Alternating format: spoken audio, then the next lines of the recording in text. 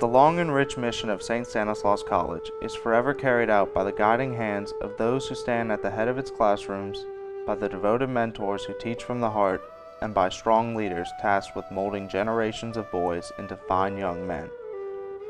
Brother Paul Vincent Mulligan Jr. has been all of these things: teacher, mentor, principal, and friend. He's the most generous guy that I have ever lived with, that ever can imagine living with. Totally selfless. I think the message that Brother Paul gave to the students about selflessness and generosity, and that's his key. That's Paul. He just was always available at all times to anyone who would ask. Paul Vincent Mulligan Jr. was born to Paul and Alice Lyons Mulligan at Lutheran Hospital in Brooklyn, New York on the 13th of February, 1938. He was the second of 4 children born to the Mulligans, named after his father, and in honor of St. Vincent de Paul.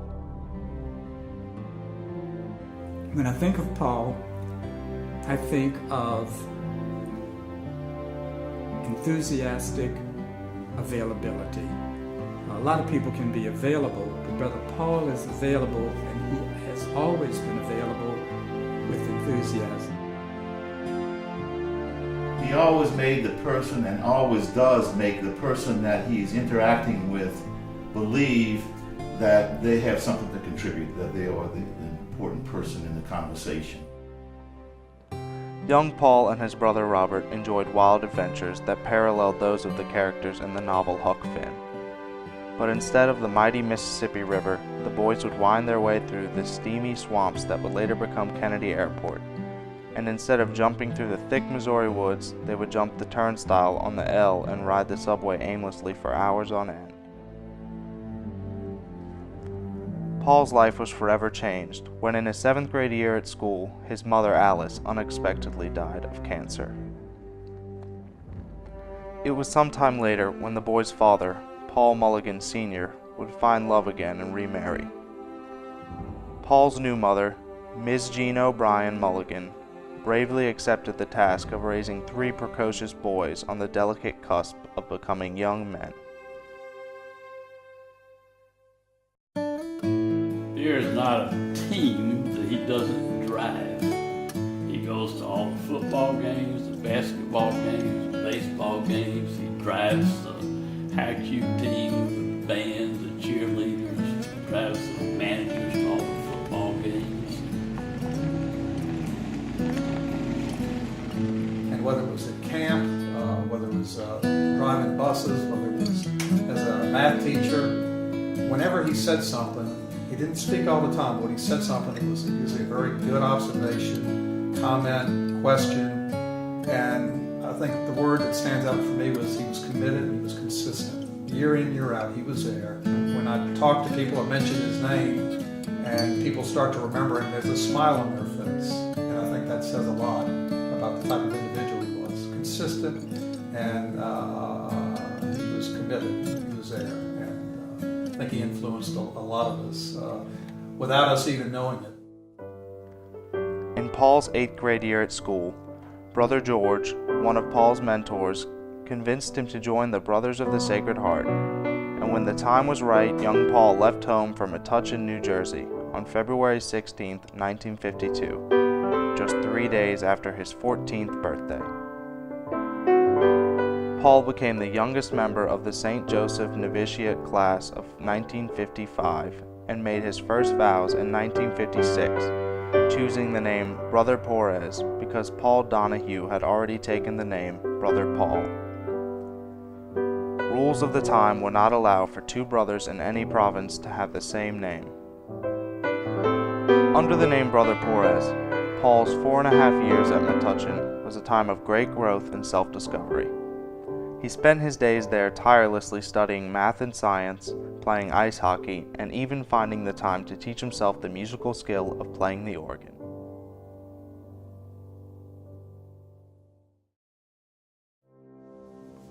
The thing about Brother Paul, you could say so many things about him.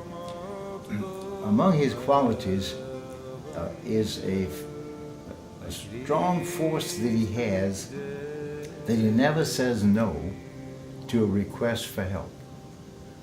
That's a really incredible gift.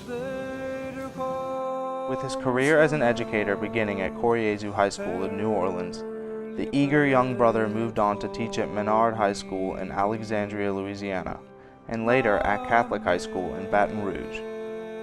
He then taught at McGill Institute in 1964, and after reclaiming his baptismal name, Brother Paul finally carried his great skills and experience to St. Stanislaus to serve as a prefect in 1969.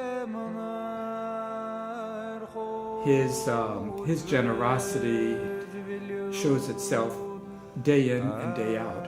A brother needs a ride somewhere, he's ready to go. While at St. Stanislaus, Brother Paul, together with Brother Pascal, took on the task of training and motivating the St. Stanislaus tennis team. During their years in charge, no one was ever cut from the program. The brothers would insist that if a player would put in the time, would practice and persevere, they would always deserve a place on the court.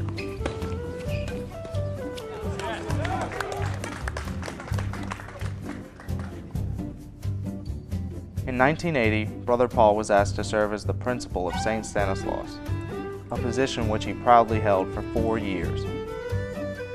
Surrounded by such good people as Brother Mark as president, Brother Joseph as disciplinarian, and Ms. Beverly Zimmerman as secretary, his time in the principal's chair proved to be a successful one.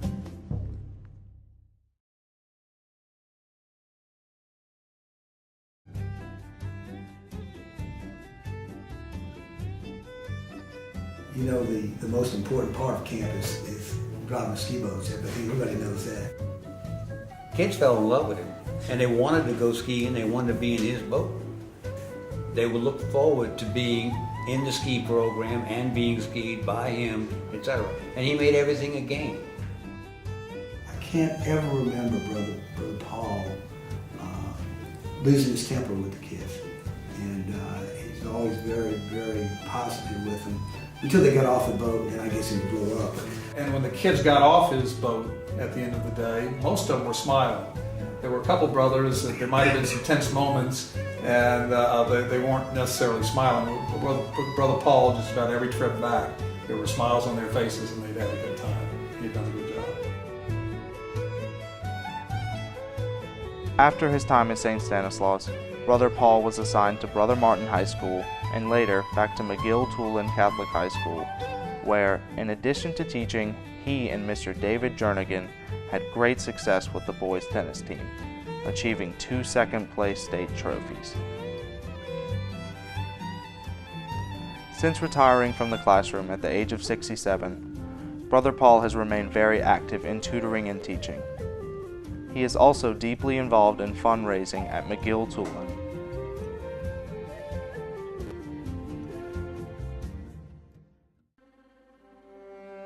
He deserves this particular honor because the brothers have an expression of certain people being brothers' boys, and they use that expression.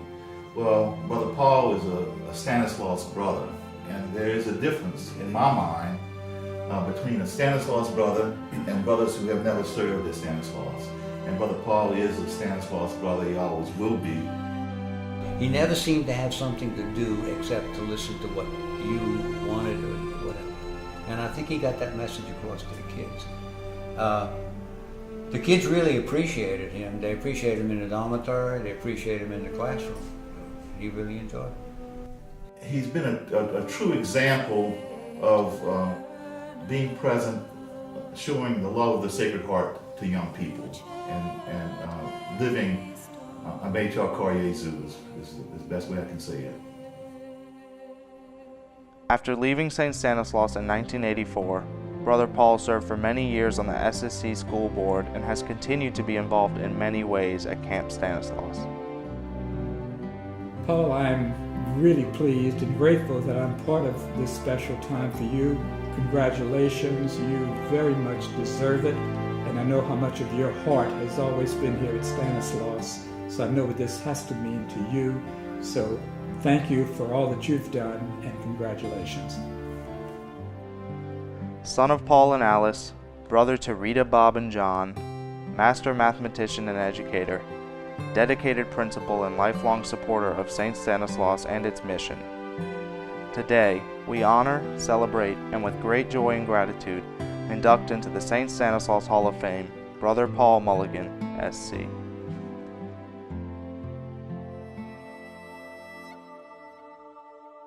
Brother Paul, you're a long deserver in this honor to be in the Hall of Fame of St. Stanislaus and the Hall of Fame up in heaven. All the people that I meet, when we talk about you, there's a smile on our face. You've made a difference. You made a difference in Stanislaus. You made a difference in my life. And for that, thank you. Congratulations. I can't think of anybody more fitting for this honor.